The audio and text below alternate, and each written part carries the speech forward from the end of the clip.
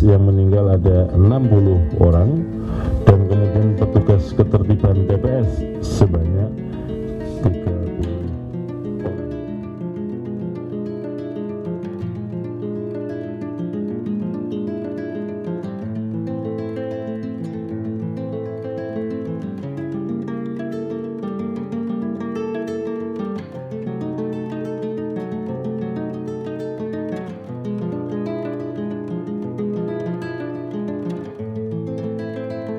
Ada yang kecewa karena kalah dalam pemilu, itu hal yang lumrah.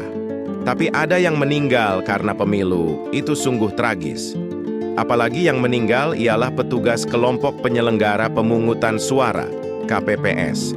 Salah satu komponen pejuang demokrasi. Kisah kematian pada pemilu 2024 bak pengulangan kisah tragis pemilu 2019.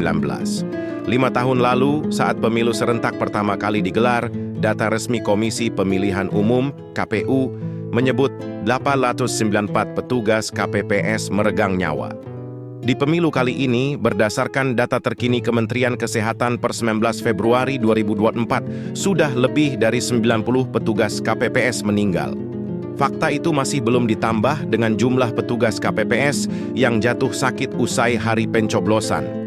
Pada pemilu 2019, ada 575 petugas yang sakit. Dan pemilu 2024, ada 4.007 petugas. Deretan angka itu sungguh memilukan. Baik yang sakit maupun meninggal, penyebabnya semuanya sama. Mereka kelelahan akibat pekerjaan seabrek banyaknya dan waktu kerja yang sangat panjang, nyaris 2 hari berturut-turut tanpa henti.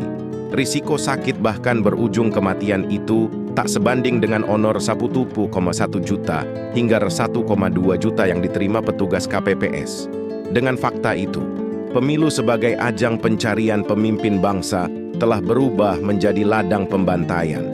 Teramat mahal ongkos yang mesti dibayar untuk kontestasi 5 tahunan. Meski secara jumlah menurun, fakta itu jelas menunjukkan tak ada perbaikan berarti yang dilakukan KPU. Pesta demokrasi masih dibuat rumit dan melelahkan. Padahal pemilu kali ini memakan anggaran terbesar dalam sejarah pemilu Indonesia. Untuk 2024, negara menganggarkan 71,3 triliun untuk pelaksanaan pemilu. Bandingkan dengan 2019 yang menelan 25,29 triliun, yang juga sama-sama dilaksanakan serentak. Terpaut 46 triliun dari 2 pemilu itu. Pertanyaannya, apa masih kurang tambahan 46 triliun bagi KPU untuk membuat pemilu yang sederhana? KPU butuh berapa supaya petugas KPPS tak perlu begadang untuk menghitung suara? KPU sepertinya tak belajar maksimal dari pengalaman pemilu sebelumnya. KPU yang beranggotakan orang-orang yang selama ini aktif di kegiatan kepemiluan mestinya sudah paham dengan kendala teknis yang bakal dihadapi petugas KPPS di lapangan. Mulai dari kurangnya surat suara, hasil penghitungan suara yang tidak sesuai dengan jumlah surat, hingga metode baru bernama Sistem Informasi Rekapitulasi (Sirekap), yang nyatanya kerap tidak bisa diakses. Itu masih belum ditambah dengan kewajiban petugas KPPS membagikan undangan dan menyiapkan TPS. Jelas pemilu butuh evaluasi total.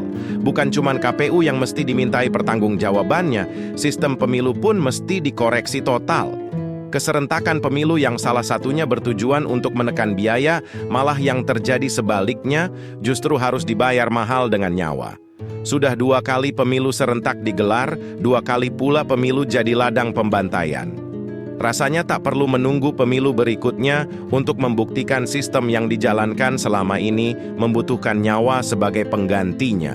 Cukup keledai yang jadi perumpamaan karena jatuh di lubang yang sama 2 kali akibat bodoh namun keras kepala. UU No. 2017 tentang pemilihan umum harus segera direvisi untuk mendesain ulang model pemilu kita.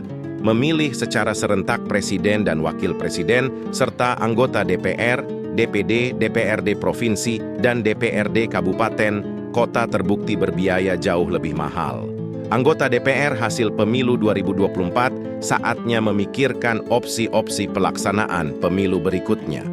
Salah satu opsinya yakni dengan memisahkan pemilu legislatif daerah untuk memilih anggota DPRD provinsi dan DPRD kabupaten kota dengan pemilu nasional untuk memilih presiden dan wakil presiden serta anggota DPR dan DPD.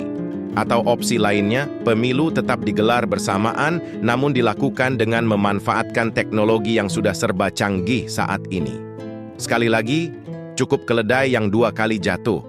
Sementara kita bukan bangsa keledai.